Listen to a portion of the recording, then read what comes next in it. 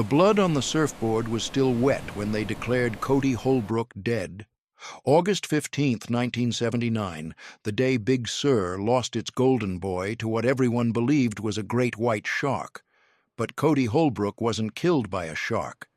And the man who knew the truth ended up in a cave with a bullet in his skull, wearing a wetsuit that didn't belong to him, waiting 45 years to tell his story.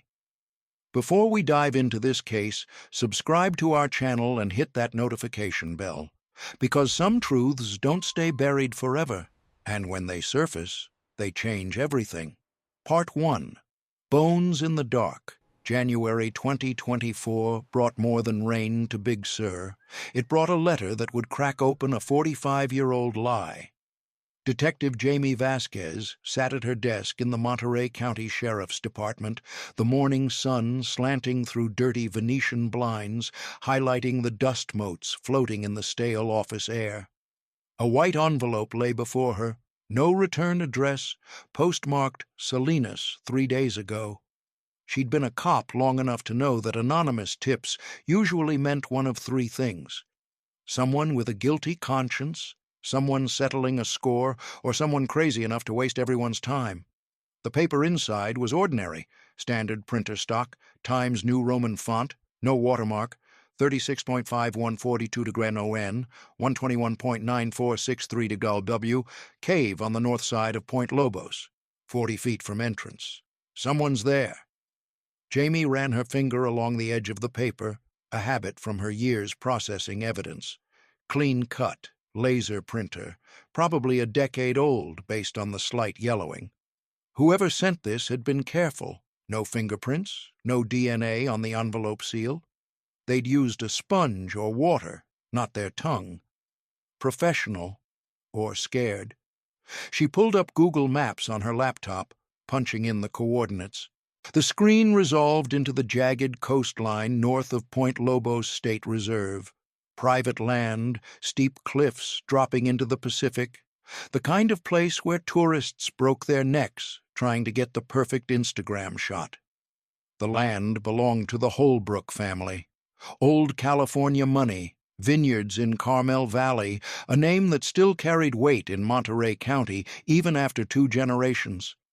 Jamie knew that name for another reason.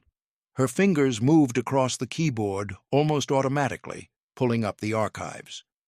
The headline appeared, black and white, dated August 17, 1979, Heir to Holbrook fortune lost to sea. Shark attack claims local surfer. Below it, a photo of Cody Holbrook at 23, tan, blonde, holding a surfboard on Pfeiffer Beach, that careless smile of someone who'd never known real fear. Jamie stared at the photo, then back at the coordinates. Someone's there. Her phone buzzed.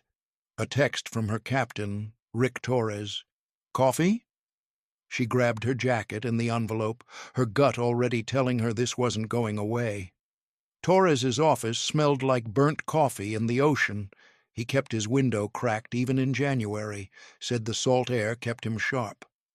At 63, with 35 years on the job, Torres had seen Big Sur transform from a sleepy artist colony into an overcrowded tourist trap where tech millionaires paid $5 million for a cliffside view. "Anonymous tip," Jamie said, sliding the letter across his desk. Torres picked it up, his weathered hands steady despite the slight tremor that had started last year. He read it twice, then looked up at her with those pale blue eyes that missed nothing. "Point Lobos, Holbrook land. You remember the case?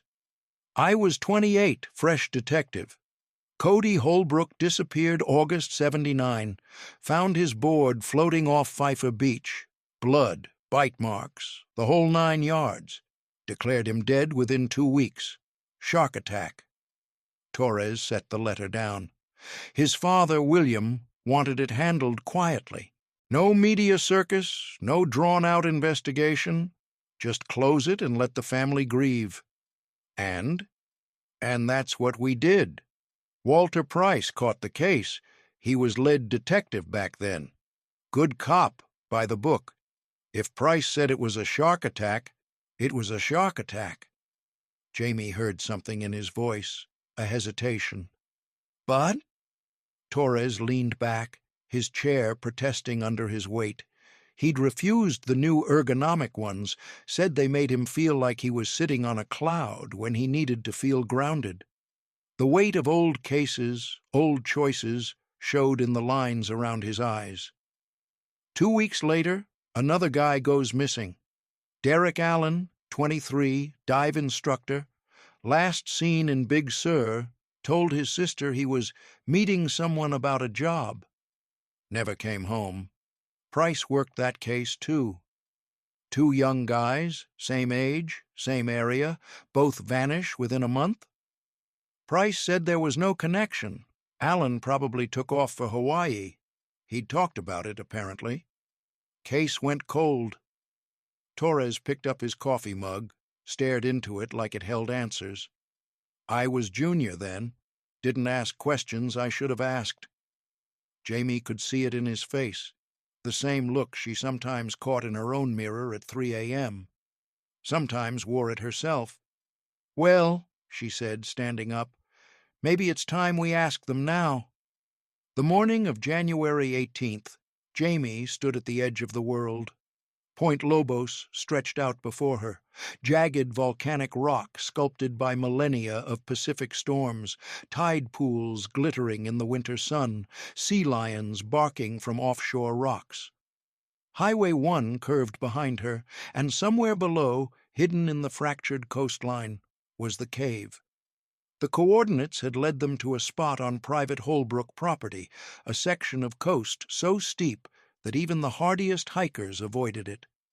You had to know it was there to find it.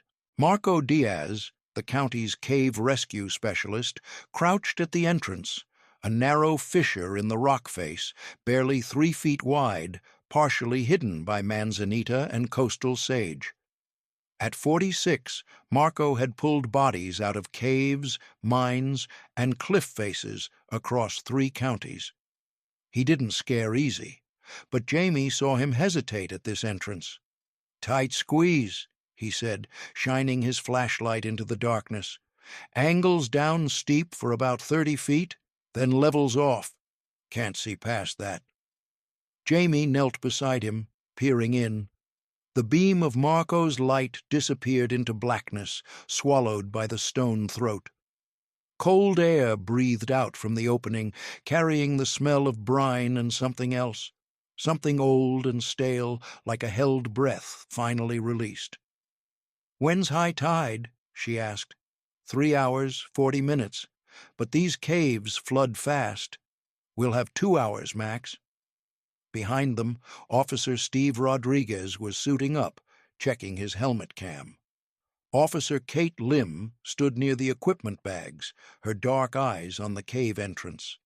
Kate was 29, 6 years on the force, and Jamie had watched her face down armed suspects without blinking. But caves were different. Caves didn't care about your training. Let's do this, Jamie said, pulling on her helmet. They descended single file, Marco first, then Jamie, Steve, then Kate. The opening swallowed them immediately, daylight dying within 10 feet. Jamie's headlamp cut a white cone through the darkness, illuminating wet stone walls that seemed to press in from all sides. The sound changed first. Outside, there had been wind, waves, seagulls. In here, there was only their breathing, the scrape of their boots on wet rock, the drip, drip, drip of water somewhere deeper in the system. 20 feet, Marco called back, his voice echoing strangely.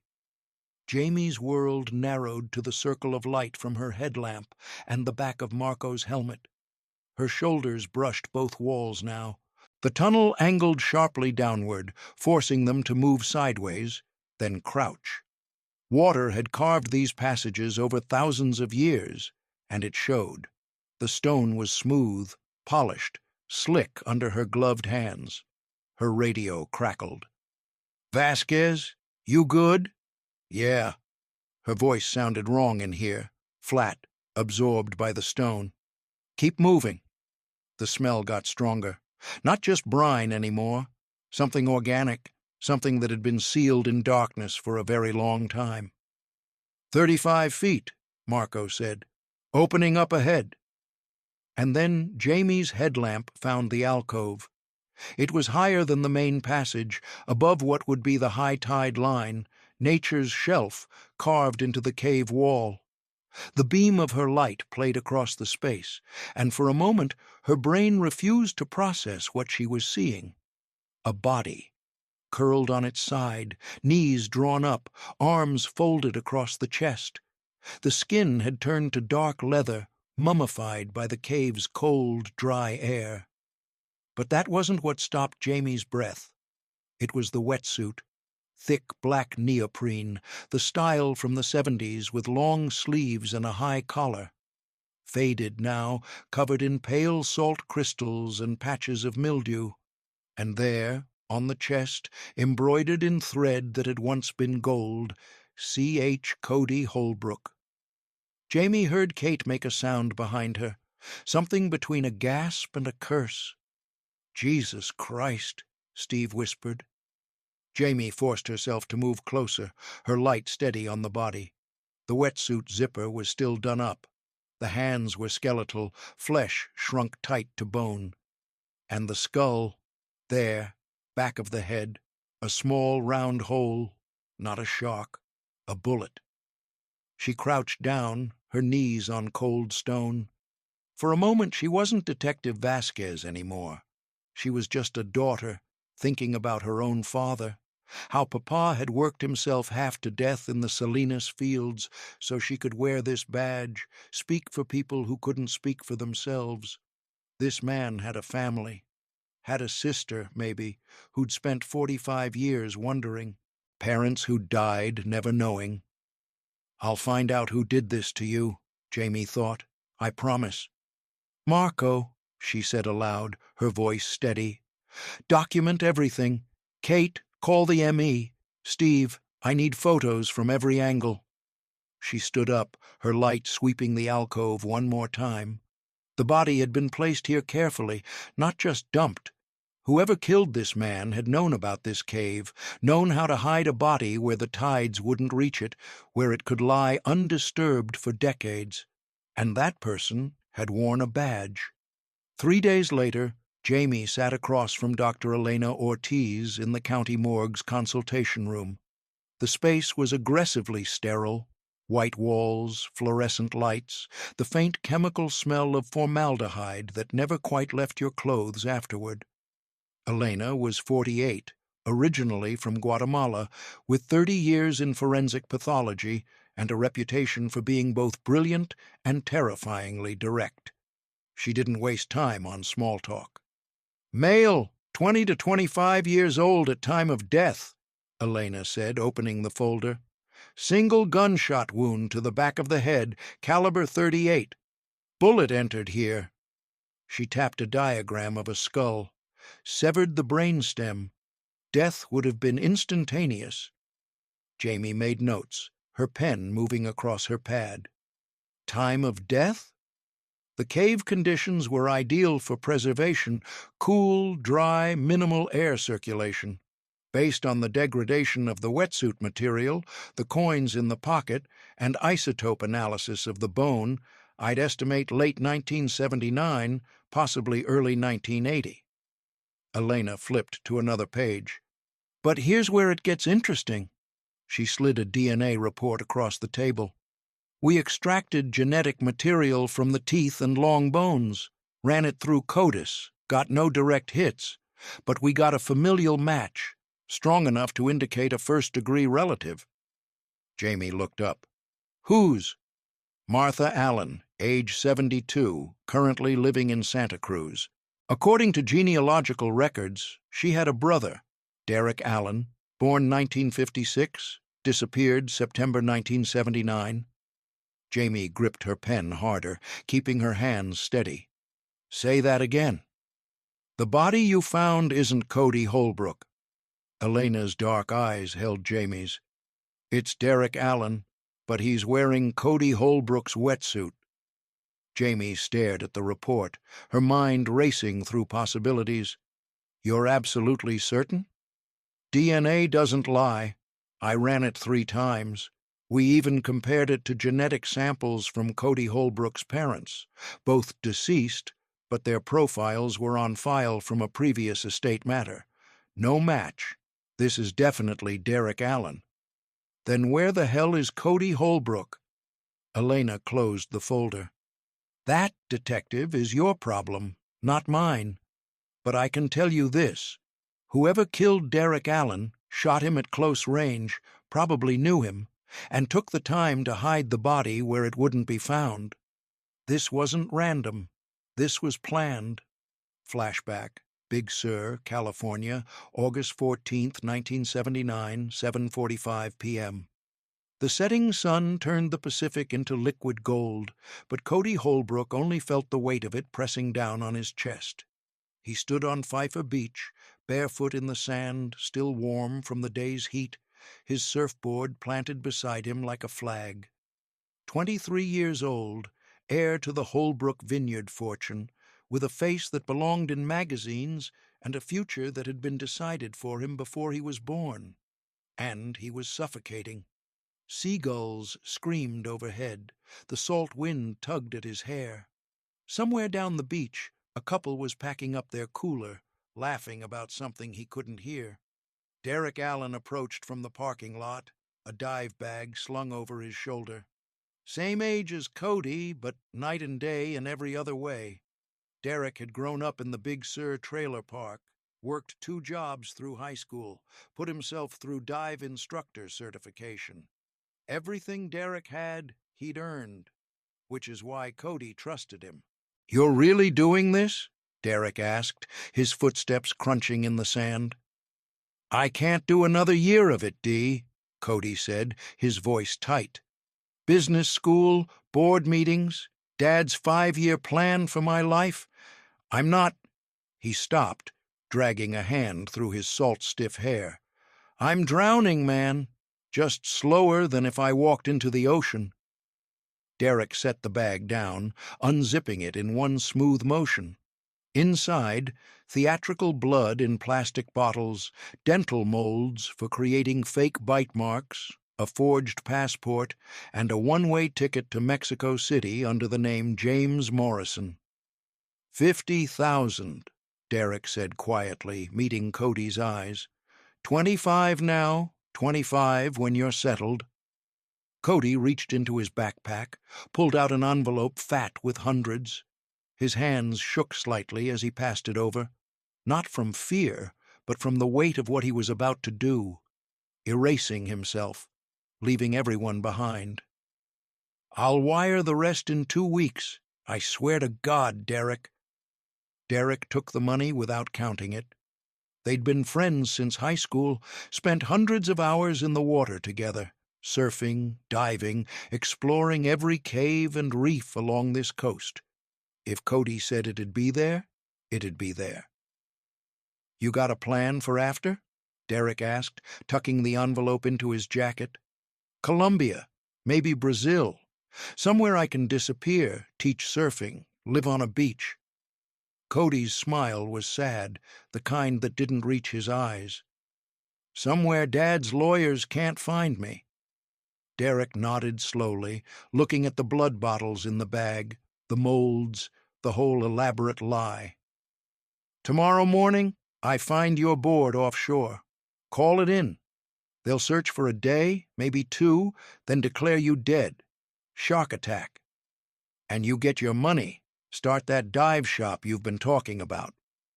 The sun was almost gone now, the sky bleeding from gold to deep purple. The temperature was dropping. Soon it would be dark. Cody extended his hand. Derek gripped it hard, held it for a moment longer than necessary. 2 friends, 2 very different futures, one last handshake. "Take care of yourself, Codes," Derek said.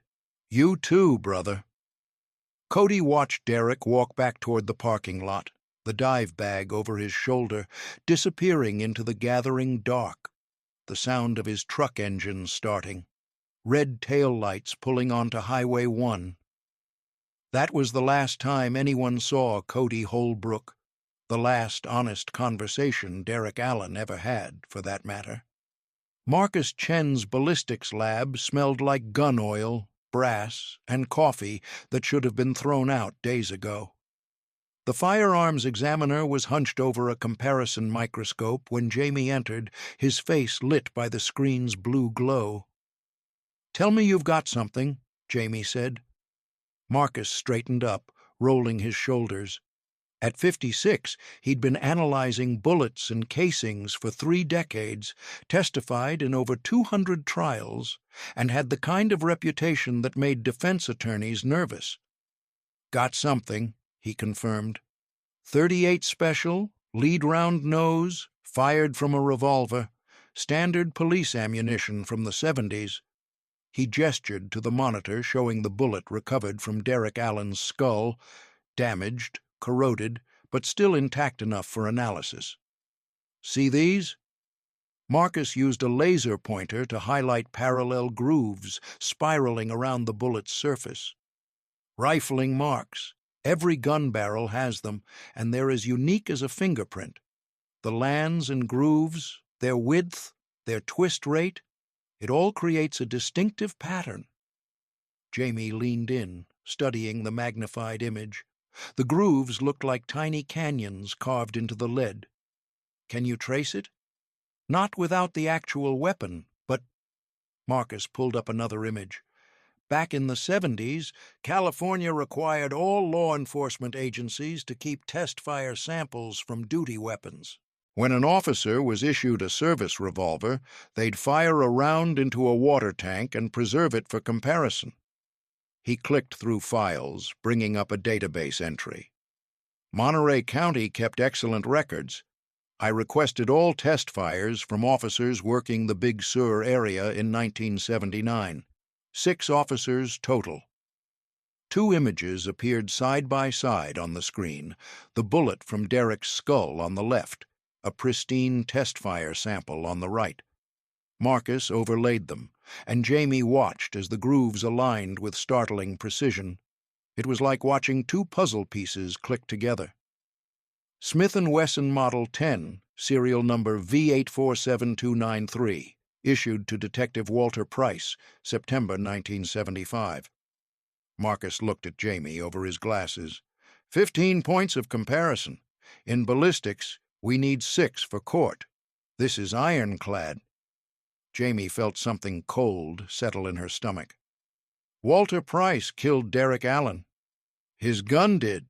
Whether he pulled the trigger—" Marcus shrugged. "That's your job, Detective." Jamie pulled out her phone, searching for Price's obituary. It appeared immediately. She'd read it before, but it hit differently now.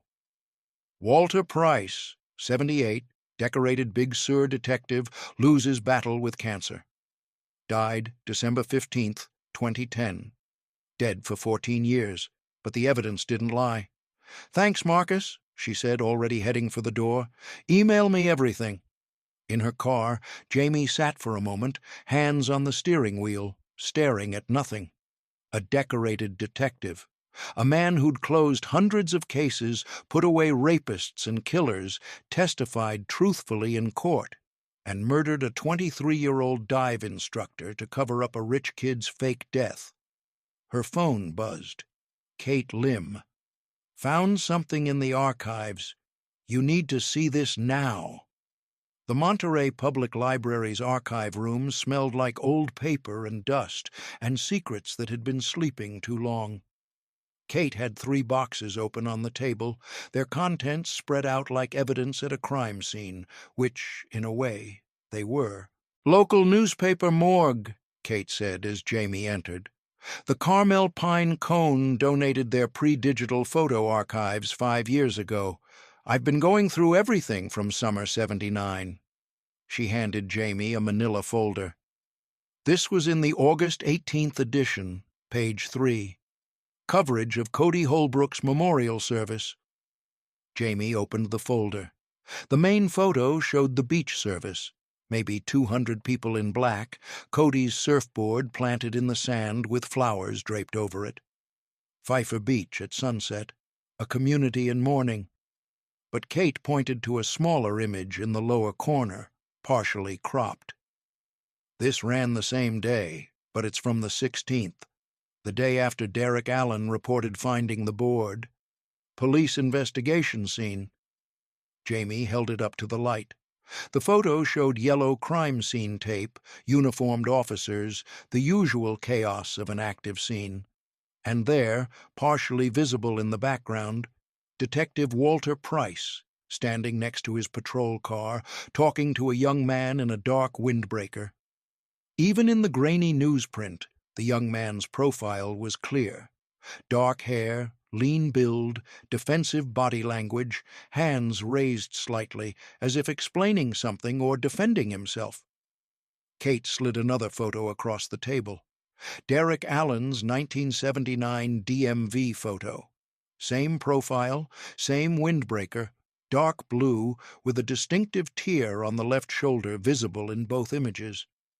Why was Derek Allen talking to Detective Price the day after reporting the shark attack? Kate asked.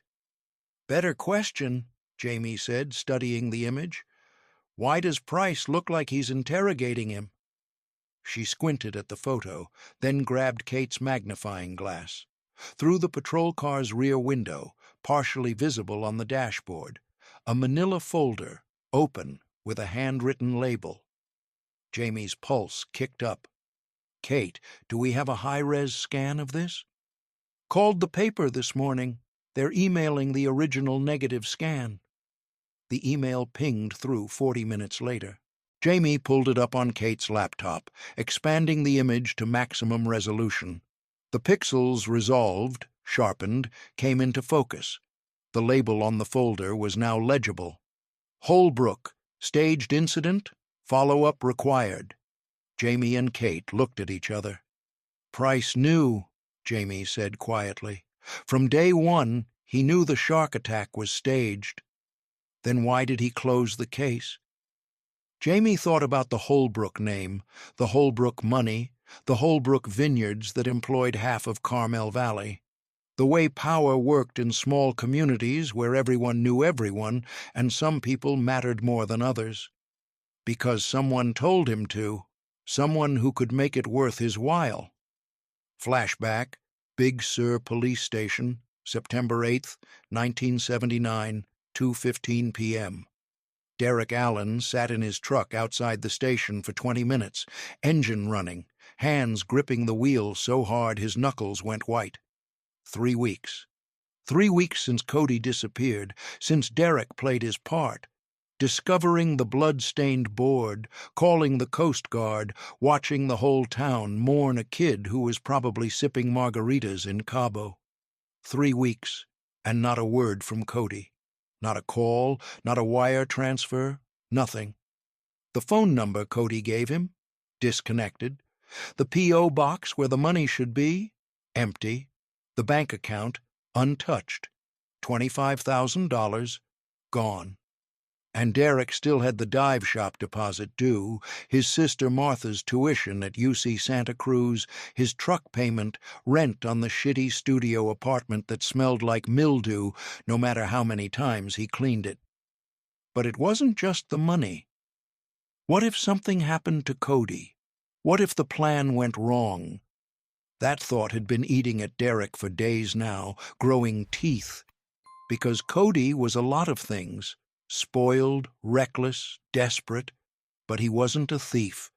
Not to his friends. They'd been through too much together.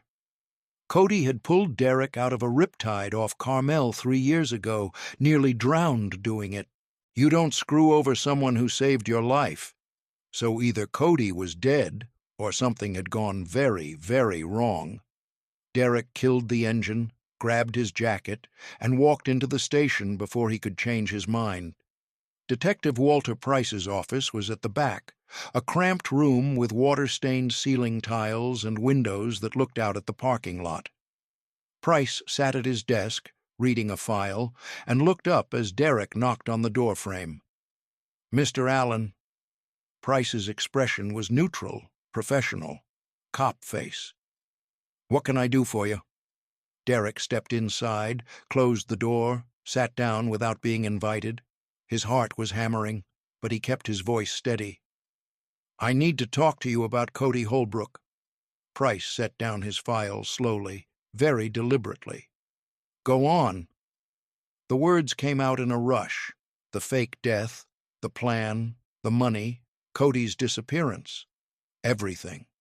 Derek held nothing back because he'd already crossed the line, might as well jump.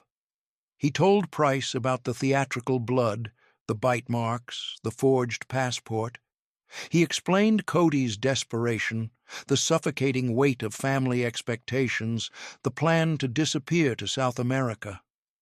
When he finished, Price was quiet for a long moment. Then he stood up, walked to the door, and locked it with a soft click that sounded very loud in the small room. "You're telling me," Price said, his voice very calm, "that you helped Cody Holbrook fake his own death?" "Yes." "And now you want my help finding him because he hasn't paid you?" "I just want to know he's safe." Price walked to his desk, opened the bottom drawer, and pulled out a manila folder. He tossed it onto the desk between them with a slap of paper on wood. "Holbrook, staged incident, follow-up required." Derek stared at it, his mouth going dry. "I already knew," Price said quietly, sitting down. "The bite marks were wrong, too shallow, wrong angle, wrong teeth spacing. I've seen real shark attacks, Mr. Allen. I helped pull a surfer out of the water in '74 after a great white got him off Año Nuevo. This wasn't one. Then why? Because William Holbrook is a very powerful man, and when powerful men don't want questions asked, they make sure questions aren't asked." Price's voice held no apology, just fact. "He paid me well to close the case quickly, quietly, and permanently." Derek's stomach dropped like he'd stepped off a cliff. "You took a bribe." "I took money to help my family." Price leaned back in his chair. "My wife has MS, Mr. Allen. Her medications cost more per month than I make. My daughter got accepted to Stanford, full tuition, no scholarship. You think cops get rich on department salaries? You think I can afford any of that on what the county pays me? I just need to know if Cody's alive. Cody Holbrook is officially dead. He died August 15th, 1979, attacked by a great white shark off Fifer Beach. That's the story. That's the truth that matters to people who matter." Price leaned forward, his eyes hard. "And now you walk in here, confessing to fraud, asking me to reopen an investigation that powerful people paid me to close. Do you understand what you've done?" Something in Price's tone made the room feel smaller, colder. Derek's eyes flicked to the door, locked. The window, facing the parking lot where Price's patrol car sat, where nobody would see what happened in here. "I should arrest you," Price continued. "Fraud, filing false reports, wasting police resources, obstruction. But that would mean reopening the case, admitting I closed it wrong, explaining why I closed it wrong, explaining where the money came from." He opened his desk drawer again. This time his hand rested on something metal, his service revolver, Smith & Wesson Model 10, the weight of it visible in how his hand settled on the grip. "I'm sorry, Derek," Price said, and his voice sounded genuine, tired, like a man who'd made his choice and had to live with it. "But you know too much, and the people who paid me to keep quiet don't like loose ends." Derek's heart slammed against his ribs. "We can talk about this. I won't—" "Yes, you will. Eventually." Price's hand closed around the revolver, pulling it from the drawer. "Someone will ask the right question. You'll feel guilty. You'll talk. Or you'll get drunk at Neptune's and run your mouth. Or you'll tell your sister and she'll tell someone else. I can't risk it." "Price, please." I'll make it quick, and I'll make sure your sister gets the life insurance payout. 20,000. It's the best I can do." Price stood up, the gun steady in his hand. Derek Allen understood three things at once. He'd trusted the wrong friend, confessed to the wrong cop, and would never see Martha again. "Turn around," Price said quietly, and Derek knew he wasn't leaving this room alive. Part 2. Shadows of the Trinity. The rain started the night Jamie decided to find Cody Holbrook's friends. She sat in her apartment in Seaside, a one-bedroom place she could barely afford on a detective's salary, with a view of a parking lot instead of the ocean, surrounded by 45 years of lies. The dining table had disappeared under case files, newspaper clippings, and printouts from the 1979 investigation. Her laptop glowed in the dim light, displaying the photo from Cody's memorial service. 200 faces, most of them blurred by the newspaper's poor reproduction quality.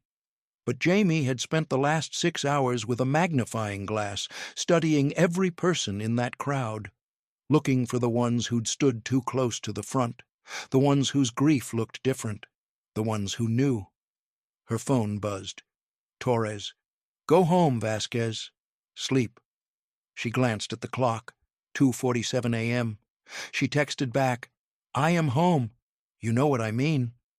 Jamie didn't respond. Instead, she pulled up the original police report from August 1979, the one Detective Price had filed.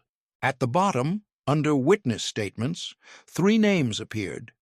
Alex Thorne, friend, present at beach day of disappearance. Micah Blake, friend, saw victim earlier that day. Shane Crowley, friend, last to speak with victim. 3 friends. The same 3 who appeared in nearly every photo with Cody from high school onward. Surfing, parties, graduation. The Golden Boy and his loyal court. Jamie opened a new browser tab, typing in the first name. Alex Thorne pulled up immediately. LinkedIn profile, local news articles, professional headshot. He'd done well for himself. Graduated Stanford Law in '84, worked his way up through the Monterey County legal system. Now, at 68, he was a superior court judge. Respected, connected. The kind of man who played golf with the mayor and had a reserved table at every nice restaurant in Carmel. The kind of man who could make problems disappear. Micah Blake took longer to find. No social media presence, no LinkedIn, but property records showed he owned Blake Family Vineyards in Carmel Valley, a mid-sized operation, nice wines, good reviews. The website had a photo of him standing in front of oak barrels, gray-haired, weathered, the look of a man who worked with his hands. Estimated net worth, $7 million. Not bad for a kid who'd grown up in the same trailer park as Derek Allen. Shane Crowley was the hardest. No property records, no business licenses, nothing digital. Jamie finally found him through arrest records, public intoxication, 2019, disorderly conduct, 2021. Address listed as transient. The Golden Boy's friend had fallen far. Jamie leaned back in her chair, staring at the 3 names. 1 judge, 1 vineyard owner, 1 homeless alcoholic. 45 years had scattered them across different worlds, but they'd all been there that August. They'd all known Cody. They'd all given statements to Detective Price. And if Cody had told anyone about his plan to disappear, it would have been them. The rain hammered harder against her window. Outside, Seaside was dark and silent except for the occasional car hissing past on wet asphalt. Jamie's reflection stared back at her from the black glass. Dark circles under her eyes, her father's stubborn jaw, her mother's tired expression. "You're obsessing," a voice in her head said. It sounded like her ex-boyfriend, the accountant who'd left her 2 years ago because she brought the job home too much. Someone has to, she thought back. Derek Allen had been lying in that cave for 45 years. His sister Martha had spent those same 45 years not knowing if her brother was alive or dead, probably imagining him on some Hawaiian beach, living his dream, too busy or too ashamed to call. And 3 men had kept silent. Jamie grabbed her jacket and her keys. Sleep could wait. 6 hours later, at 9 a.m., Jamie sat in her car outside Judge Alex Thorne's house in Pebble Beach, watching the morning sun burn through the coastal fog. She'd gone home around 4, showered, changed into fresh clothes, and drank enough coffee to make her hands shake slightly. But she was here, and she was ready. Thorne's house sat behind gates that probably cost more than Jamie's annual salary. Spanish colonial architecture, tile roof, a circular driveway with a fountain that looked like it belonged in a European plaza, the kind of place where gardeners came twice a week, and the grass was always exactly 3 inches tall. Jamie had called ahead, professional courtesy, detective to judge, just a few questions about an old case. Thorne had agreed immediately, his voice smooth and accommodating over the phone. "Of course, Detective. Any way I can help." A housekeeper answered the door, a small Filipino woman in her 50s who showed Jamie through a foyer that could have fit her entire apartment. The house smelled like furniture polish and old money and the kind of security that came from never worrying about next month's rent. Thorne was waiting in what he called his study. Floor-to-ceiling bookshelves, leather chairs, a desk that looked like it had been carved from a single piece of mahogany. He stood as Jamie entered, extending a hand. Tall, silver-haired, with the kind of tan that came from golf courses and sailing, not from working outdoors. "Detective Vasquez, thank you for coming." His handshake was firm, practiced, the grip of a man who'd spent decades making people feel at ease. "Can I offer you coffee? Water?" "I'm fine, thank you."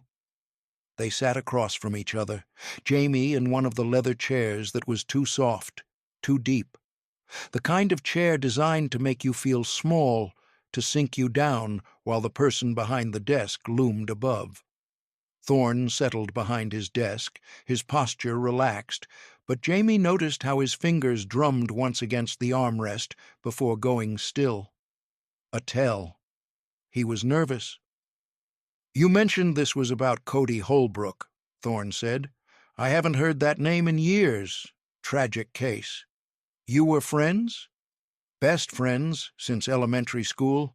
Cody, Micah Blake, Shane Crowley, and myself. We were inseparable." His expression was perfectly calibrated, nostalgic, a touch of sadness, nothing more, like he'd rehearsed this in a mirror. "When he died, it devastated all of us." Jamie pulled out her notepad, more for theater than notes. She already knew what she needed to know. "You were at Pfeiffer Beach the day he disappeared." "That's correct. We'd all been there, surfing, hanging out. It was summer. We'd just graduated college. Everything ahead of us, you know?" He smiled, but it didn't reach his eyes. "Cody stayed later than the rest of us, wanted to catch the sunset session. That was the last time I saw him." "What time did you leave?" "Around 6, I think. Maybe 6:30. It's been so long." "And the others?" "Shane left with me. Micah had left earlier. He was working at his family's vineyard, had to be up early." Thorne leaned back, his chair creaking softly. "Detective, may I ask what prompted these questions? The case was closed decades ago." Jamie watched his face carefully. "We've discovered new evidence. The case has been reopened." Something flickered in Thorne's eyes. Just for a second, too quick to identify clearly, but there. Fear? Surprise? Guilt? His hand moved to his collar, adjusting his tie even though it was already perfect. Another tell. "New evidence," he repeated slowly, "after 45 years. Technology has come a long way, Judge Thorne." "Of course." He nodded, but a bead of sweat appeared at his temple despite the air-conditioned chill of the study. "Well, I'm not sure how much help I can be after all this time, but I'm happy to assist however I can." Jamie flipped a page in her notepad. "Did Cody ever talk about wanting to leave, disappear, start over somewhere else?" "Leave?" Thorne's laugh was too loud in the quiet study, too forced. "Cody had everything. Why would he want to leave?" "That's not an answer." The laugh died.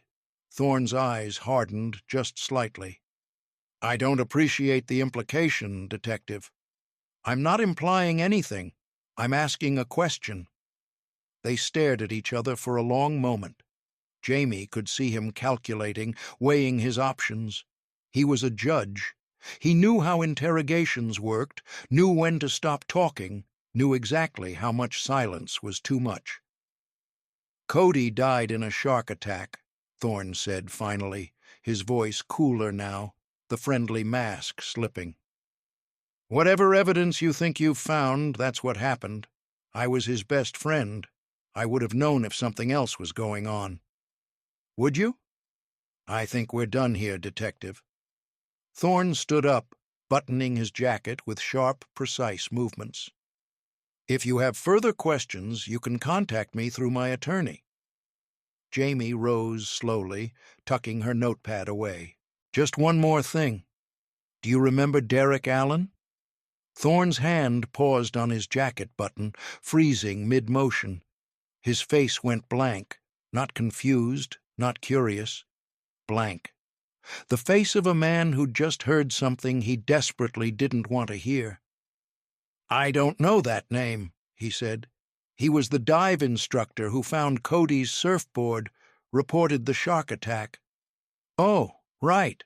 I think I remember hearing about him, but we never met." Jamie smiled. It wasn't a friendly smile. "That's interesting, Judge Thorne, because there's a photo from Cody's memorial service that shows you talking to Derek Allen. You're standing right next to him, actually. Your hand is on his shoulder, like you knew him, like you were comforting him." Thorne's jaw tightened, a muscle jumping beneath the skin. "It was a memorial service. I talked to a lot of people." "I'm sure you did." Jamie stepped toward the door, then paused. "One more thing. When you talk to Micah and Shane today, and I know you will, tell them I'll be coming to see them too. Save them the surprise." She walked out without waiting for a response. In the foyer, the housekeeper was polishing a mirror. Jamie caught her reflection. The woman's eyes flicked toward the study, then back to Jamie, and something passed between them. Recognition, sympathy, the look of someone who'd worked for powerful people long enough to know when they were lying. Jamie was halfway to her car when she heard the door close behind her. Not a slam, but firm enough to tell her she'd struck a nerve. In her car, she sat for a moment, looking back at the house. Through one of the windows, she could see Thorne's silhouette, standing motionless, phone pressed to his ear. His free hand gestured sharply, angrily, calling someone, warning them. Good. Let them sweat. Jamie pulled up the address for Blake Family Vineyards on her phone, started the engine, and pulled onto 17-Mile Drive. The morning fog was burning off, revealing the brilliant blue of the Pacific beyond the cypress trees. 2 down, 1 to go. The drive to Carmel Valley took 45 minutes, Highway 68 winding through golden hills dotted with oak trees. Jamie had the windows down, letting the cool morning air clear her head. She thought about her father, how Papa had worked himself half to death in the Salinas fields so she could have choices he never had, how he'd missed her high school graduation because he was pulling a double shift, how he'd cried at her police academy graduation, gripping her shoulders, saying in Spanish, "Now you speak for people who have no voice. This is sacred work, mija." And here was Judge Alex Thorne, who'd been born with every advantage her father never had, using his position to protect a lie. Was that justice? or just another kind of theft? Jamie cranked up the radio, letting the music drown out the thoughts. Blake family vineyards sprawled across 50 acres of Carmel Valley hillside, rows of grapevines stretching toward the mountains in neat, organized lines. The tasting room was a converted barn, all exposed beams and rustic charm, designed to make tourists feel like they'd discovered something authentic. A sign on the door read, "Opens at 11 a.m. Private tours by appointment." Jamie tried the door anyway. Locked. She walked around the building, following the sound of equipment humming. Behind the tasting room, she found the production facility. Stainless steel fermentation tanks, oak barrels stacked 3 high, the sweet, sharp smell of wine in various stages of becoming. Micah Blake stood between 2 tanks, checking pressure gauges, making notes on a clipboard. At 68, he looked older than Thorne, more weathered, with deep lines around his eyes and the kind of tan that came from actual sun, not tanning beds. His hands were calloused, his jeans stained with grape must, his flannel shirt rolled up to his elbows. He looked up as Jamie approached, squinting at her through the dim light. "Mr. Blake?" Jamie called out. "We're not open yet. Tasting room opens at 11. His voice was rough, like he'd spent years shouting over machinery. Jamie showed him her badge. "Detective Vasquez, Monterey County Sheriff. I need to ask you a few questions about Cody Holbrook." The clipboard slipped from Blake's fingers, clattering on the concrete floor. The sound echoed through the fermentation room, sharp and final. He didn't pick it up. "Jesus," he said quietly, his face going pale beneath the tan. "Alex called. Said you'd be coming." "Did he also tell you what to say?" Blake looked at her for a long moment, his eyes searching her face like he was trying to decide if she could be trusted. Then he walked to a small office in the corner of the fermentation room, pulled out 2 folding chairs, set them up with deliberate care, and gestured for Jamie to sit. His hands shook slightly as he lowered himself into the other chair. "You want the truth or the story?" he asked quietly. Jamie's pulse kicked up. She pulled out her phone, holding it up. "Do you mind if I record this? Record it. Broadcast it on the fucking news for all I care." Blake leaned back, his chair creaking under his weight. His wedding ring caught the light, worn smooth from decades of unconscious fidgeting. "Cody didn't die in a shark attack." "I know. Yeah, I bet you do. You found something, didn't you? Otherwise you wouldn't be here." He looked at her with red-rimmed eyes. "What did you find?" "A body in a cave, shot in the back of the head." Blake closed his eyes, his face crumpling. "Derek. You knew him. We all knew him. Cody hired him to help fake the shark attack. Paid him $50,000, 25 up front, 25 on delivery." Blake's voice was flat now, emotionless, like he was reading from a script he'd memorized decades ago, reciting a confession he'd been practicing in his head for 45 years. Cody wanted out, away from his family, the business, all of it. He felt like he was in prison, so he asked Derek to help him disappear. "And you knew about this?" "All 3 of us did. Alex, Shane, and me. Cody told us the night before he left, made us promise to keep the secret, made us swear on our friendship." Blake opened his eyes, staring at the concrete floor. "We thought we were helping him, saving him. Why?" Blake looked at her like she'd asked why the sky was blue. "Because he was our friend, because we loved him, because when someone you care about is drowning, you don't ask questions, you throw them a rope, even if it's the wrong rope." "What happened to Derek Allen?" "I don't know." Blake's voice cracked, and Jamie saw his eyes fill with tears. "That's the truth, Detective. After Cody left, after the memorial service, Derek just vanished. We heard he went to Hawaii. I wanted to believe that. God, I wanted to believe that so badly. I wanted to believe Cody made it to South America, and Derek got his money, and everyone was fine, and no one got hurt. But you didn't believe it? No. Blake stood up abruptly, pacing between the fermentation tanks, his footsteps echoing. Because a week after Cody left, Detective Price came to my parents' vineyard. Just him, no partner, off the clock. He sat me down right here in this same room, and he asked me if I knew Cody had faked his death. Jamie leaned forward. What did you tell him? I lied, at first, said I had no idea what he was talking about. But Price knew. He said he had evidence, photos, witness statements, things that didn't add up. The bite marks were wrong. The blood pattern was wrong. Blake turned to face her. He said if I told him the truth, he'd make sure I didn't get charged as an accessory. But if I kept lying, he'd charge me with obstruction, fraud, maybe even as an accomplice to whatever happened to Cody. Did you tell him? Blake stopped pacing, his back to her. When he spoke, his voice was barely above a whisper. Yeah, I told him.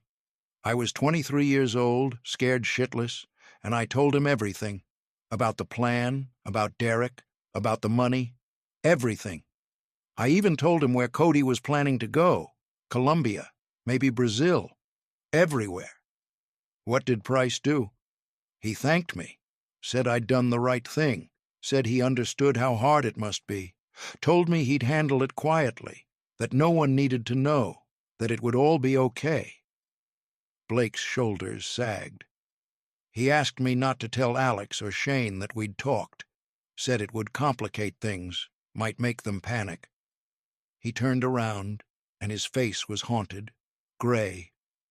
A week later, Derek was gone, just gone, and I've wondered every day since, if I got him killed, if Price went to Derek and... He couldn't finish the sentence. The fermentation tanks hummed in the silence. Jamie could hear birds singing outside, tourists laughing somewhere in the distance, completely unaware of the confession happening in this cold concrete room. Did Price ever come back? Jamie asked. Ask more questions? No, the case stayed closed. Life moved on. Blake's face clouded, his eyes distant. Though, Shane got weird after that. Started drinking heavy, wouldn't return calls, missed Cody's one-year memorial. I always wondered if Price had talked to him too, but Shane never said anything. Just got quieter and angrier and more drunk. Blake walked back to his chair, sitting down heavily. I bought this vineyard with family money, built a life, got married, had 3 kids, did everything right, went to church every Sunday, donated to charity, tried to be a good person. He laughed bitterly. But I never forgot, and I never stopped wondering if Derek Allen died because I couldn't keep my mouth shut. It wasn't your fault, Jamie said quietly. Price manipulated you. He was a trained interrogator. You were a scared kid. You don't know that. Yes, I do. Because Walter Price would have found out one way or another. He was a good detective, and once he knew, Derek was already dead. Price killed him to protect his payday from Cody's father. Blake looked at her, his eyes wet. Did he suffer? Derek, I mean. Did he suffer? No, single shot to the back of the head. He didn't see it coming. It was quick. Blake nodded slowly, wiping his eyes with the back of his hand. His shoulders shook once, twice, then went still. That's something, I guess. Not much, but something. Jamie turned off her phone's recorder. I need you to come to the station, give an official statement. About what? All of this happened 45 years ago. Price is dead. Statute of limitations is... This isn't about charging you, Mr. Blake. This is about finding Cody Holbrook, Because if he's still alive, he needs to know that his plan to disappear got an innocent man killed. And Derek's sister, Martha, she spent 45 years not knowing what happened to her brother. She deserves the truth." Blake was quiet for a long moment, staring at his hands. Finally, he nodded. "When?" "Tomorrow morning, 9 a.m. "I'll be there." He walked her to the door, then paused, his hand on the frame. "Detective? When you find Cody, if you find him, tell him I'm sorry. Tell him we all are. Tell him we thought we were helping, but we just made everything worse." Jamie found Shane Crowley under the Highway 1 overpass in Castroville, in a homeless encampment that smelled like urine and despair and rain-soaked cardboard. Shopping carts full of belongings lined the concrete walls. Tarps, strung between support pillars, created makeshift tents. A small fire burned in a metal barrel, surrounded by men and women who looked like ghosts. Shane was curled up in a sleeping bag that had more holes than fabric, a bottle of cheap vodka tucked under his arm like a teddy bear. At 68, he looked 80, gaunt, gray, his skin mottled with broken capillaries and old scars. His hands shook even in sleep. "Shane Crowley?" Jamie crouched down, keeping her distance. The smell was overwhelming. Alcohol, sweat, the sour reek of someone who hadn't showered in weeks. He opened one eye, squinting at her through the dim light under the overpass. "Who's asking?" "Detective Vasquez. I need to talk to you about Cody Holbrook." Both eyes opened. For a moment, through the haze of alcohol and decades of hard living, Jamie saw something sharp, aware, desperate. "Cody," he repeated, his voice cracking. "Now that's a name I haven't heard in a long time. Can we talk?" "Depends. You got coffee? And not that gas station shit. I want real coffee, the kind that costs $7 and comes with whipped cream and makes you feel like a real person for 5 minutes." 20 minutes later, they sat in Jamie's car in a Starbucks parking lot, Shane in the passenger seat, hands wrapped around a venti dark roast with extra cream and sugar, inhaling it like it was oxygen. He'd stopped shaking, at least for now. "You were friends with Cody," Jamie said, adjusting the heat. The morning was cold, and Shane's jacket was too thin for January. "Best friends. Me, Cody, Alex, and Micah. The 4 Musketeers." Shane laughed, a wet, rattling sound that turned into a cough. "Look at us now. Alex is a judge. Micah's a millionaire. I'm drinking coffee in a cop's car because it's the warmest place I've been in a week." "What happened?" "Life happened, Detective. Life and guilt and vodka. Mostly vodka." He took another sip of coffee, closing his eyes like it was the best thing he'd ever tasted. "You already talked to Alex and Micah, didn't you?" "Yes." "And they told you the same story, that Cody faked his death, hired Derek Allen, and disappeared?" "That's right." Shane stared out the windshield at the gray morning, the rain beading on the glass, running down in crooked streams. His reflection was ghostly, translucent. "Did they tell you it was my fault Derek died?" Jamie's hands tightened on the steering wheel. "What?" "I was the one who told Price." Shane's voice was hollow, empty. "Not Micah. Me. Micah's been carrying that guilt for 45 years because I let him, because I was too much of a coward to admit what I'd done." "Why did you tell Price?" "Because I was scared." Shane's hands shook slightly as he set down the coffee. The brown liquid sloshed against the white cup. He set it in the cup holder carefully, like a man who'd learned the hard way what happens when you spill. "Price pulled me over 3 days after Cody left, said my taillight was out, brought me to the station, put me in an interrogation room, and asked me if I knew Cody had faked his death." "What did you do?" "I panicked.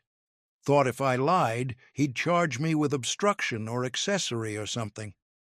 I was high, Detective. I'd been high for 3 days straight, grieving my friend who wasn't even dead. And Price knew how to work people, knew exactly what to say to make me crack. Shane pulled his jacket tighter around himself, even though the car was warm. He recorded it, made me repeat the whole story while he wrote it down, had me sign it. Then he locked it in his desk drawer and said if I ever told anyone about our conversation, he'd charge me with fraud, arrest me, ruin my life. Shane's voice dropped to a whisper. A week later, Derek was gone, and I knew. I fucking knew that Price had killed him, because I'd given him everything he needed, names, places, the whole plan. Why didn't you go to the police? Shane laughed again, that wet, rattling sound. Price was the police detective. Who was I going to tell? And say what?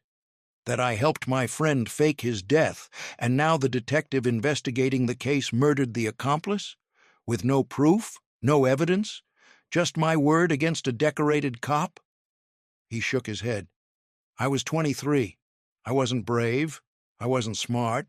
I was just scared. He turned to look at her, and his eyes were clear for the first time, lucid, haunted. So I started drinking, to forget, to cope, to punish myself. It's been 45 years, and I still see Derek's face every time I close my eyes.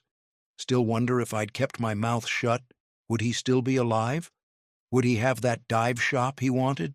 Would he be somebody's grandfather now, teaching kids to snorkel? Jamie was quiet for a moment. Rain drummed on the roof of the car, a steady rhythm. Derek Allen has a sister, she said finally. Martha, she's 72 now. She spent 45 years not knowing what happened to her brother, thinking maybe he's in Hawaii or dead or just doesn't want to talk to her anymore. Shane closed his eyes. A tear ran down his weathered cheek. Jesus, Jesus Christ. She deserves to know the truth. All of it. Yeah. He opened his eyes, nodding slowly.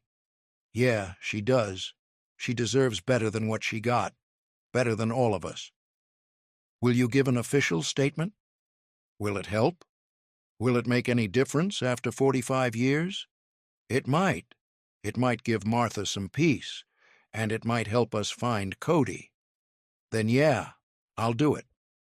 He finished his coffee in one long swallow, crumpling the cup. You know what the worst part is, Detective?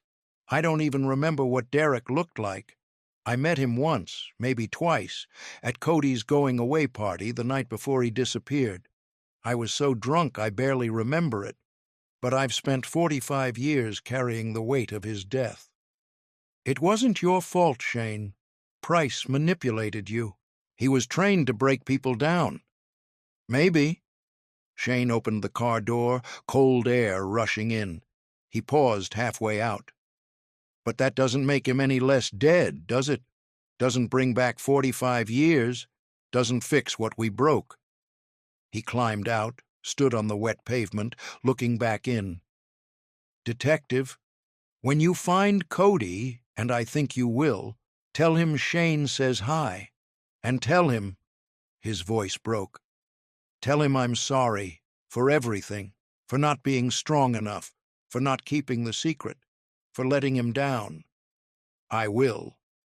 Shane nodded once, then walked away, hands shoved deep in his pockets, shoulders hunched against the rain. Jamie watched him go, this man who'd had everything and lost it all to guilt and alcohol and a secret he couldn't keep. She sat in her car for a long time after he disappeared from view. The rain continued to fall. Her phone buzzed with messages from Torres, but she didn't look at them. Instead, she thought about her father, about how he'd worked himself to exhaustion so she could have choices he never had. And here was Shane, who'd had every advantage Papa never got, and he'd drunk it all away because of one mistake at 23. Was that justice, or just another kind of tragedy? Her phone buzzed again. This time she looked. Torres, you okay? She wiped her eyes. when had she started crying and texted back, "Yeah, just rain on the windshield." It wasn't rain, but Torres didn't need to know that. Jamie started the car and headed back to the station. She had statements to take, reports to file, and a dead detective's gun to collect from Sacramento. And somewhere in America, a man who died in 1979 was about to discover that the past had finally caught up with him. Back at the station, Jamie sat in the conference room with Torres, laying out what she'd learned. The whiteboard was covered in photos, timelines, names connected by red string like a conspiracy theorist's fever dream. 3 friends, she said, pointing to the photos. All of them knew Cody faked his death. All of them kept the secret. Shane told Price, Torres said, studying the timeline, under duress. Yeah, Price pulled him over, brought him in, scared him into talking. Classic interrogation tactics on a kid who was high and grieving. Jamie tapped Shane's photo. Micah thought he was the one who told Price. Shane let him believe it for 45 years rather than admit the truth. Jesus. Torres leaned back in his chair, the old leather protesting. And Price killed Derek to protect his payoff from William Holbrook.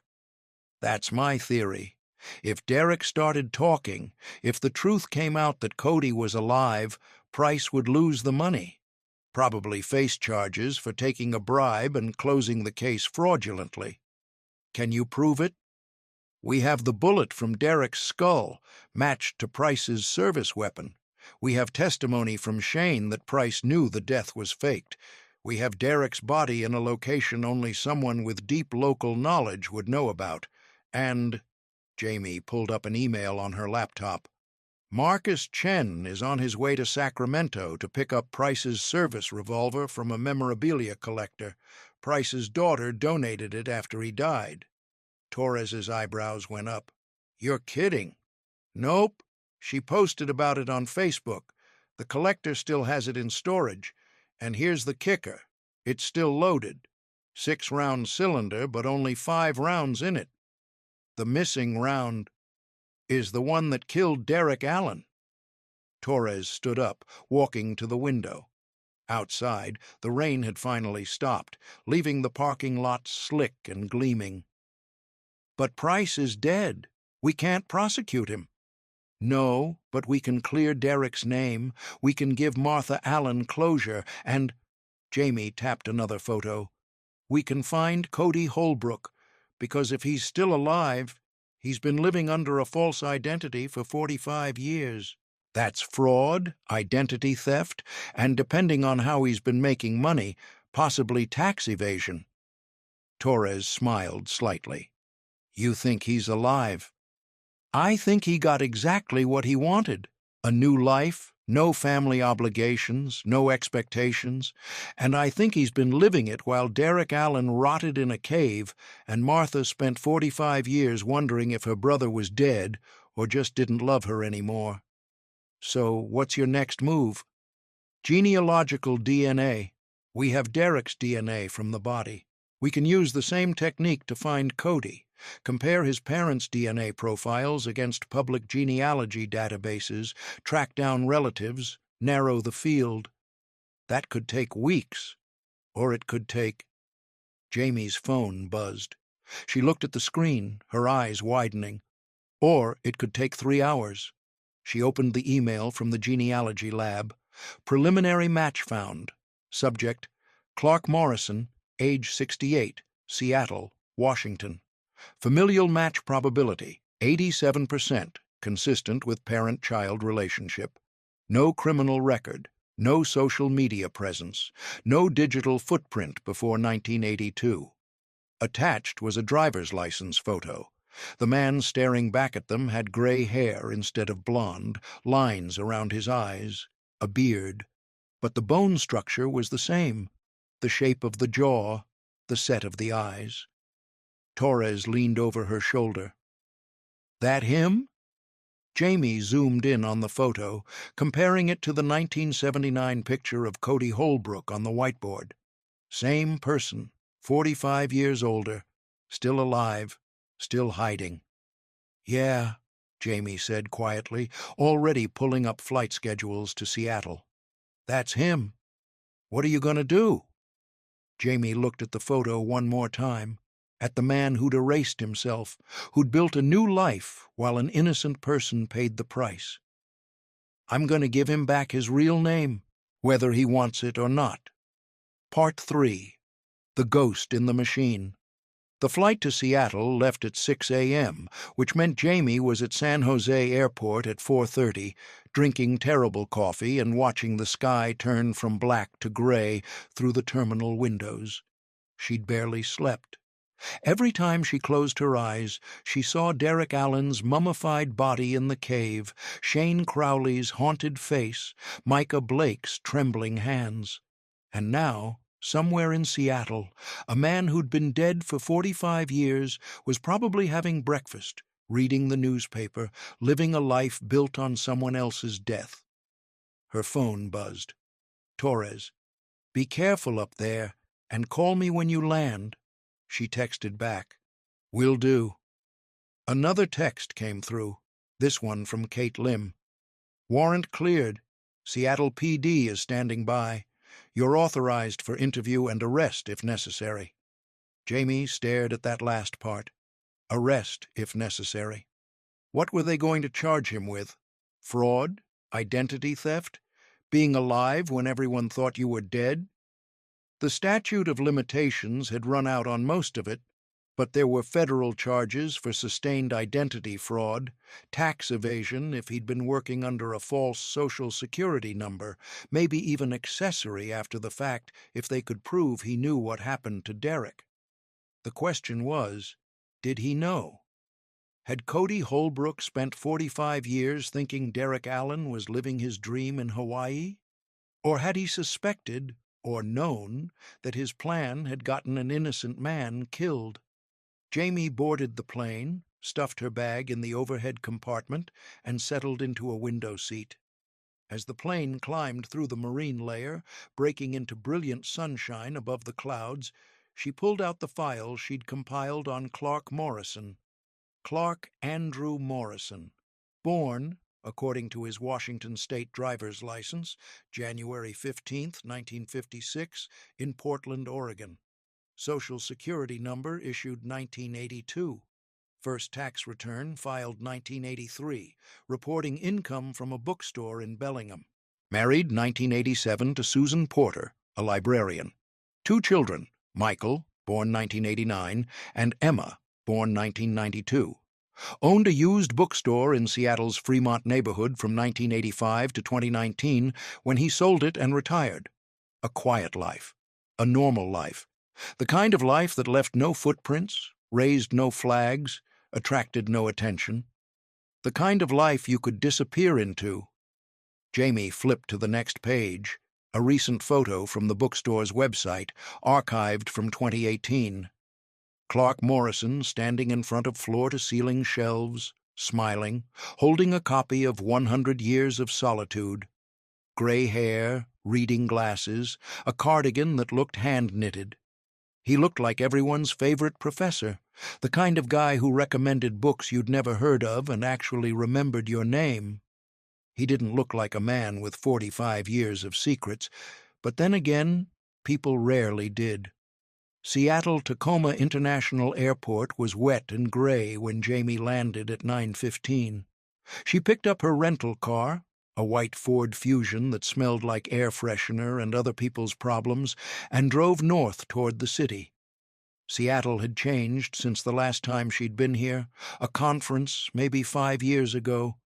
More construction cranes, more Amazon buildings, more traffic. The drizzle was constant, the kind of rain that wasn't heavy enough for an umbrella, but would soak you through if you stood in it long enough. She'd arranged to meet Detective Marcus Webb from Seattle PD at a coffee shop in Fremont, a few blocks from Morrison's apartment. Webb was waiting when she arrived, mid-40s, black, with the kind of calm presence that suggested he'd seen everything twice and wasn't impressed either time. Detective Vasquez, he shook her hand, his grip firm. Hell of a case you're working. You read the file? Every word. Guy fakes his own death in 1979, dive instructor ends up shot in a cave, corrupt cop covers it up, and now the dead guy is selling used books in Fremont. Webb sipped his coffee. This is either the best cold case I've ever heard or the weirdest episode of Dateline ever made. Jamie smiled despite herself. I'm leaning toward both. So, what's the plan? You want uniforms for the pickup? No, I don't think he's a flight risk.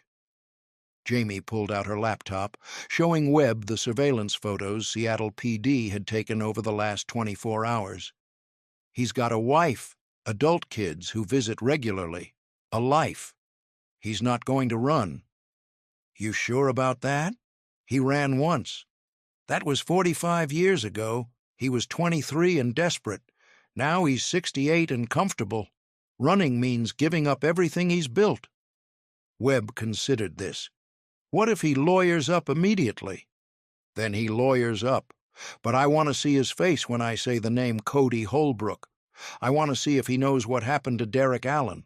I want to know if he's been living with guilt or if he genuinely thought everyone got what they wanted. And if it's the latter? Jamie closed her laptop. Then I get to ruin his day. Clark Morrison lived in a well-maintained apartment building on Fremont Avenue, the kind of place with a community garden and a bulletin board full of yoga classes and mindfulness workshops. His unit was on the 3rd floor, number 312, facing west toward the Ship Canal. Jamie stood outside his door for a moment, listening. Inside, she could hear NPR playing softly, the clink of dishes, footsteps moving from room to room. Morning sounds, normal sounds. She knocked. The footsteps stopped. Silence. Then they resumed, coming closer. The door opened. Clark Morrison stood there in jeans and a flannel shirt, reading glasses pushed up on his head, dish towel in his hands. He looked older than his driver's license photo, more gray in his hair, deeper lines around his eyes, but it was definitely him. And for just a second, Jamie saw it, the shadow of Cody Holbrook's face beneath the 45 years, the same bone structure, the same shape to his mouth, the ghost of the golden boy still visible if you knew where to look. "Can I help you?" he asked. His voice was different than she'd expected, softer, with a slight rasp, like someone who'd spent years speaking quietly.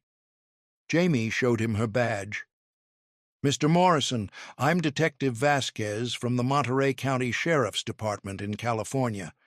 I need to ask you some questions about a case I'm investigating." His expression didn't change. No flicker of recognition, no flash of panic, just polite confusion. "Monterey County? I'm sorry, I don't think I've ever been there. Are you sure you have the right person? May I come in?" He hesitated, glancing back into the apartment. Then he nodded, stepping aside. "Of course, though I'm not sure how I can help." The apartment was exactly what Jamie expected. Walls lined with bookshelves, comfortable worn furniture, photographs of children and grandchildren on every surface. It smelled like coffee and old paper, and a life fully lived. Morrison gestured to the couch. "Can I get you something to drink? Coffee? Water?" "I'm fine, thank you." They sat across from each other, Morrison in an armchair that had clearly been his spot for years. There was a reading lamp positioned just right, a stack of books on the side table, reading glasses within easy reach. Jamie pulled out her notepad, watching his face carefully. "Mr. Morrison, how long have you lived in Seattle?" "Since 1985, almost 40 years now." "And before that?" "Bellingham. I worked in a bookstore there. Before that—" He paused, seeming to think. "Portland, I think. It's been so long." "Portland. That's where you were born, according to your driver's license." "That's right." Jamie flipped a page. "What were your parents' names?" "I'm sorry, Detective, but what is this about? Why are you asking about my parents?" Just routine questions, Mr. Morrison. Your parents' names? A longer pause this time. Andrew and Helen Morrison. And where did you go to high school? Detective. Where did you go to high school, Mr. Morrison?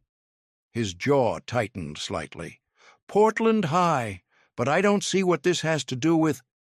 Jamie pulled out a photograph, sliding it across the coffee table. Cody Holbrook at 23, standing on Pfeiffer Beach with a surfboard, sun-bleached hair, brilliant smile. Do you recognize this person? Morrison looked at the photo.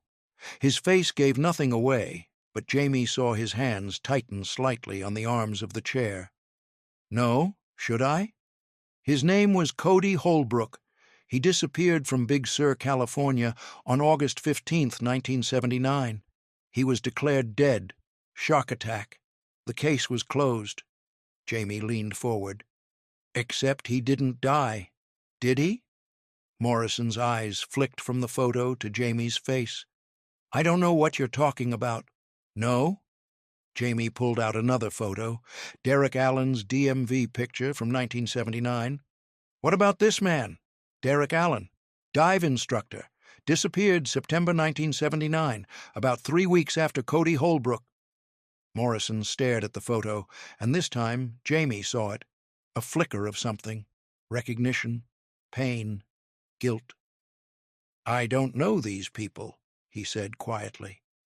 Mr. Morrison, or should I call you Cody, we found Derek Allen's body 3 weeks ago, in a cave on Point Lobos.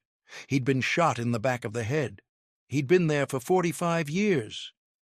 The color drained from Morrison's face. We matched his DNA, Jamie continued.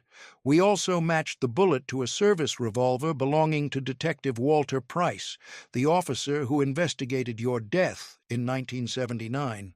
The same officer your father paid to close the case quickly and quietly. Morrison's hands were shaking now. He pressed them flat against the chair arms, trying to steady them. I've spent the last 2 weeks talking to your friends, Jamie said. Alex Thorne, Micah Blake, Shane Crowley. They all told me the same story, that you hired Derek Allen to help you fake your death, that you paid him $25,000 up front and promised another $25,000 when you were settled in your new life. Stop, Morrison whispered. Did you pay him, Cody? Did Derek Allen ever get that second payment? I said stop, because his sister Martha has been waiting 45 years for him to come home. She's 72 now. She thought maybe he was in Hawaii, living his dream. She thought maybe he just didn't want to talk to her anymore. She spent 45 years wondering if her brother was dead or just didn't love her enough to call. Stop! Morrison stood up abruptly, his chair scraping against the hardwood floor. His hands were shaking visibly now, his face pale. Just stop. Jamie stayed seated, her voice calm. Did you know what happened to Derek? Morrison walked to the window, staring out at the gray Seattle morning. His shoulders were hunched, his breathing uneven. I need to know, Jamie said quietly. Did you know Detective Price killed him? A long silence. Rain pattered against the window. Somewhere in the building, someone was playing piano. Classical, something by Chopin, mournful and slow. No, Morrison said finally, his voice breaking. I didn't know, not then. But you knew something was wrong. He nodded, still facing the window. I wired the money. 2 weeks after I got to Bogota. $25,000, exactly like I promised. Sent it to the account Derek gave me. He paused. It was never claimed. I waited, checked every week. The money just sat there. What did you think happened? I thought... Morrison's voice was barely audible. I thought maybe he'd gotten arrested, or cold feet, or that he'd decided the money wasn't worth the risk. I told myself he was fine, that he'd gone to Hawaii like he planned and just didn't need my money anymore. But you didn't believe that, No. Morrison turned around and his eyes were wet. No, I didn't believe it. Because Derek wasn't like that. He was honest, solid. If he said he'd do something, he did it. If the money was there, he'd have taken it. So what did you do? Nothing. The word came out like a confession. I did nothing because I was a coward, because I'd gotten what I wanted, a new life, a fresh start. And finding out what happened to Derek meant risking everything, meant maybe going back, maybe facing what I'd done. He sat down heavily on the couch, his head in his hands. So I told myself he was fine. I got married, had kids, built a life. And every year that went by, it got easier to believe the lie. Easier to convince myself that Derek was out there somewhere, living his own dream, and we'd both gotten what we wanted. Even though you knew better. Even though I knew better. Morrison looked up at her, tears running down his face. I'm not a good person, Detective. I know that. I've known it for 45 years. But I didn't know Price killed him. I swear to God I didn't know. Jamie believed him.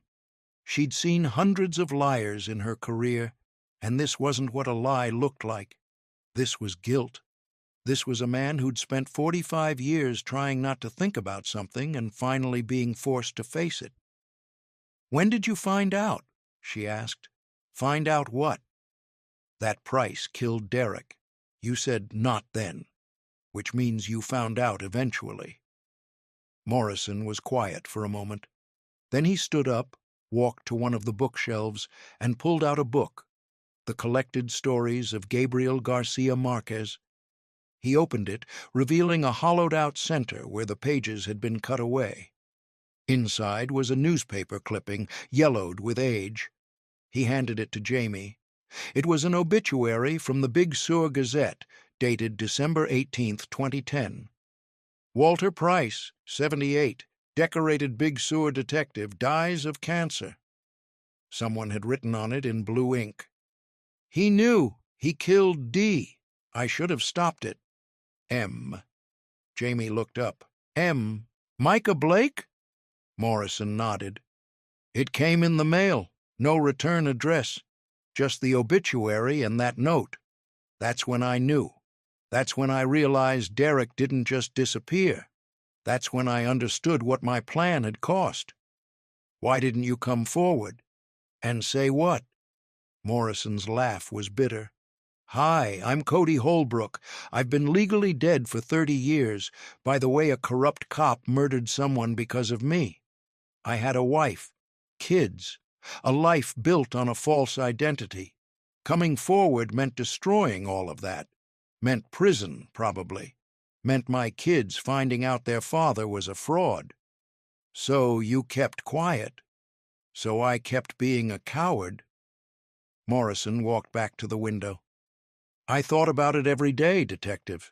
Every single day. Wondered if Derek's family was okay. Wondered if someone was looking for him. Wondered if I could have done something different. You could have, Jamie said quietly. You could have come forward when you got that obituary. Price was dead. He couldn't hurt anyone else. But Derek's sister was still alive, still wondering, still waiting. I know. Martha Allen is 72 years old. She hired a geologist last year to map the caves at Point Lobos. That's how we found Derek's body. She never stopped looking. Morrison closed his eyes, his face crumpling. Oh, God! She deserves to hear this from you, not from me, not from a police report, from you. I can't. Yes, you can. Jamie stood up. You've been carrying this for 45 years. It's time to put it down. Morrison was silent for a long moment. Rain drummed against the window. The piano music had stopped, leaving only the sound of their breathing and the distant hum of traffic. What happens now? He asked finally. Now you come to the station and give a formal statement. Everything. The plan, the money, what you knew and when you knew it. Then we figure out what charges apply. Will I go to prison? I don't know. Probably not.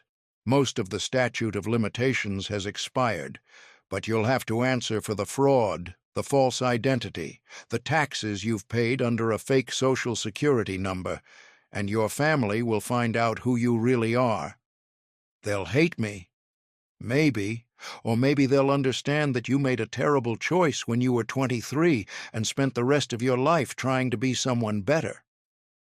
Jamie picked up her bag. Either way, it's time to face it. Morrison nodded slowly. Can I tell my wife first? Before we go? Is she here? No, she's at work. Library in Ballard. He checked his watch. I could call her. Ask her to come home. Jamie considered this. He wasn't a flight risk. Where would he go? He'd spent 45 years building this life. He wasn't going to abandon it now. 1 hour, she said. Then we go to the station. Thank you. Jamie walked to the door, then paused. Cody, Mr. Morrison, one more thing. Did your father know? William Holbrook. Did he know you were alive? Morrison's face hardened. He knew. I sent him a letter 6 months after I left. Told him I was safe, that I wasn't coming back, that he could stop looking. Told him to let me go. What did he do? Nothing. Exactly what I asked for. He let me go. Didn't hire investigators, didn't try to find me. Just let his son stay dead. Morrison's voice was bitter. I think he was relieved, honestly. No messy divorce from the family business, no public embarrassment, just a tragedy he could mourn and then move on from. He died in 1995, right? Yeah, heart attack. I saw it in the newspaper. Didn't go to the funeral. Morrison looked at her. Does that make me a terrible son? I don't know. Does it matter? No, he said quietly. I guess it doesn't. Susan Morrison was a small woman with gray hair pulled back in a bun and the kind of gentle face that made you want to tell her your problems. She arrived 45 minutes later, still wearing her library name tag, worry etched in every line of her face.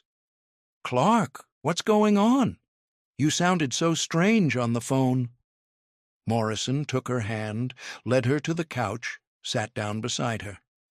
Jamie watched from the kitchen doorway, giving them space, but staying close enough to intervene if needed. Susan, there's something I need to tell you. Something I should have told you 37 years ago when we met. Something I should have told you before we got married, before we had kids, before we built this life together. Susan's hand tightened on his. You're scaring me. My name isn't Clark Morrison. The words came out in a rush, like he was afraid if he stopped, he'd never start again. I was born Cody Holbrook in Carmel, California. In 1979, when I was 23, I faked my own death and disappeared. I've been living under a false identity for 45 years. Susan stared at him, her face blank with shock. What? I'm sorry. God, Susan, I'm so sorry. But it's true, and it's worse than that. The man who helped me, Derek Allen, he was killed, murdered by a police detective who wanted to keep the secret. And I didn't know. I didn't know until years later, and even then I didn't come forward because I was too much of a coward to risk losing everything I'd built. Clark, Cody, whoever you are, what are you saying? Morrison looked at Jamie. This is Detective Vasquez. She's here to take me to the police station, to give a statement, to answer for what I did.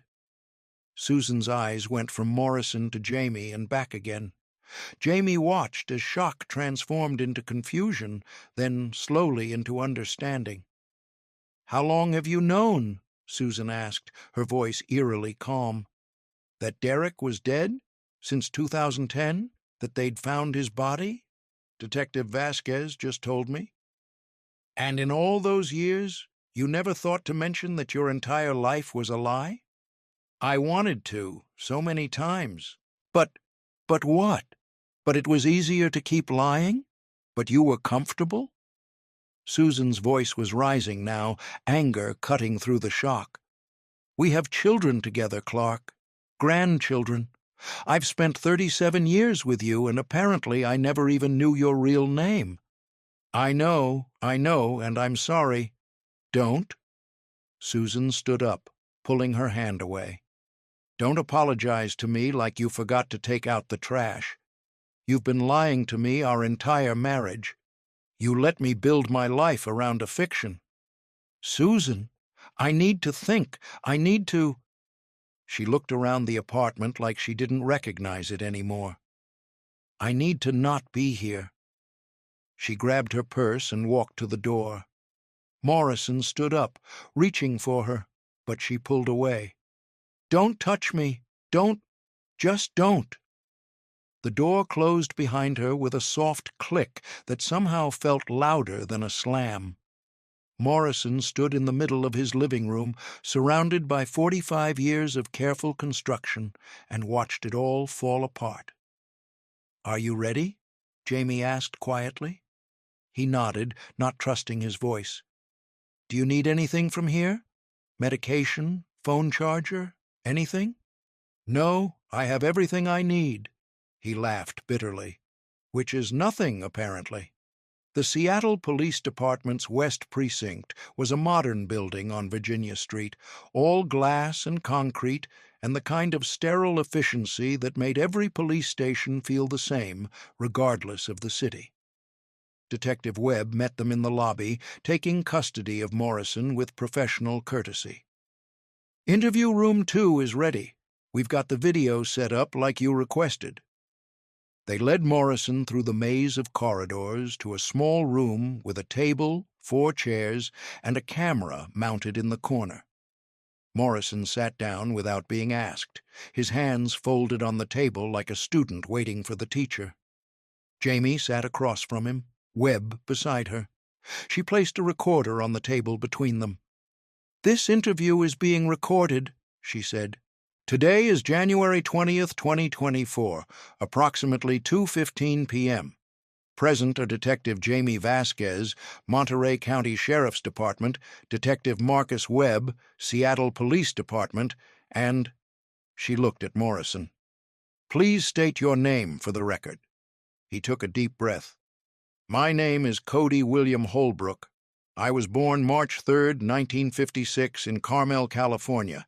I died, legally, on August 15, 1979, but I've been alive the entire time. Thank you. Cody, you've been advised of your rights? Yes. And you're willing to give this statement voluntarily, without an attorney present? Yes. I want to tell the truth. All of it. Finally. Jamie nodded. Let's start at the beginning. Tell me about the summer of 1979. And Cody Holbrook, after 45 years of silence, began to talk. He told them everything.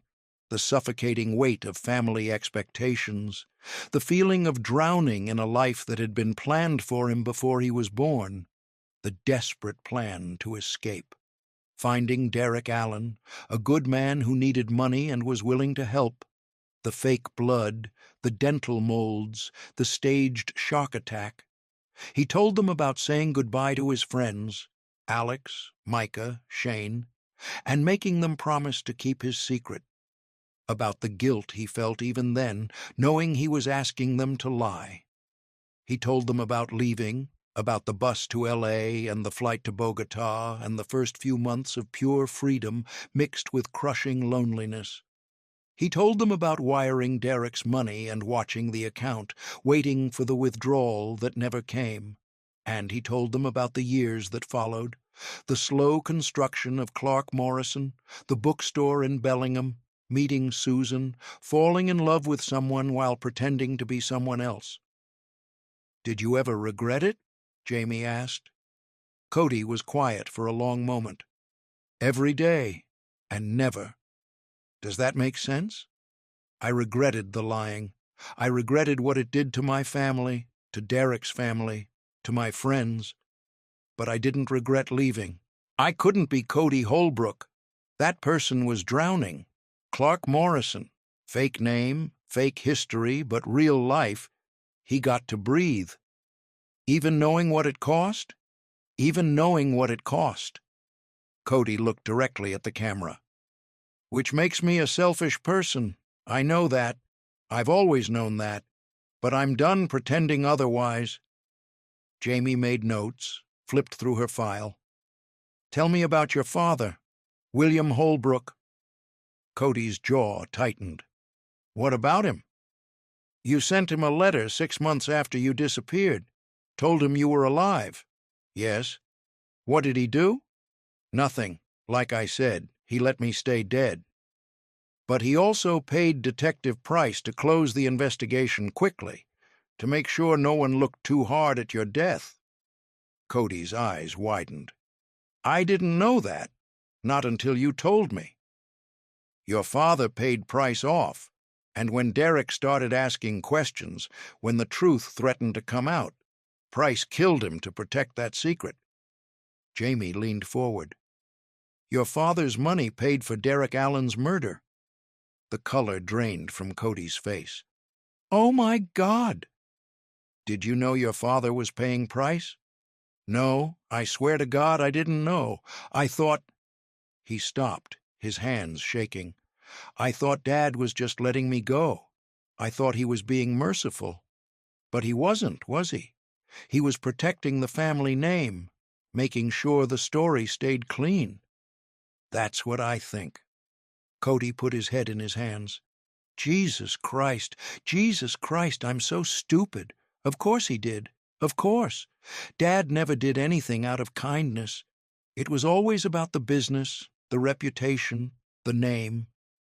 Even when his son died, even when his son asked to die, it was about managing the fallout. I'm sorry. Don't be. You're showing me the truth. That's more than anyone's done in 45 years. Cody looked up, his eyes red. What happens now? Now we file charges. Federal prosecutors will decide what sticks. Probably fraud, identity theft, tax evasion. You'll need a lawyer. Will I go to prison? I don't know. Maybe. Probably not for long if you cooperate fully, but your life as Clark Morrison is over. Yeah. Cody laughed bitterly. Yeah, I figured. Jamie stood up, turning off the recorder. There's one more thing. Derek Allen's sister, Martha. She's flying in tomorrow. She wants to meet you. Cody's face crumpled. I can't. I can't face her. Yes, you can. You owe her that much. She'll hate me. Probably. But she deserves to hear the truth from you. She deserves to know her brother didn't just abandon her, that he died because he was a good man who helped a friend. Cody was silent for a long moment. Then he nodded. Okay, I'll do it. That night, Jamie sat in her hotel room overlooking Elliott Bay, watching the lights of the ferries crossing the dark water. Her phone rang. Torres. How'd it go? He asked. Full confession. Video recorded. He's cooperating completely. Think he'll lawyer up? Probably, eventually, but I don't think he wants to fight this. I think he's relieved, honestly.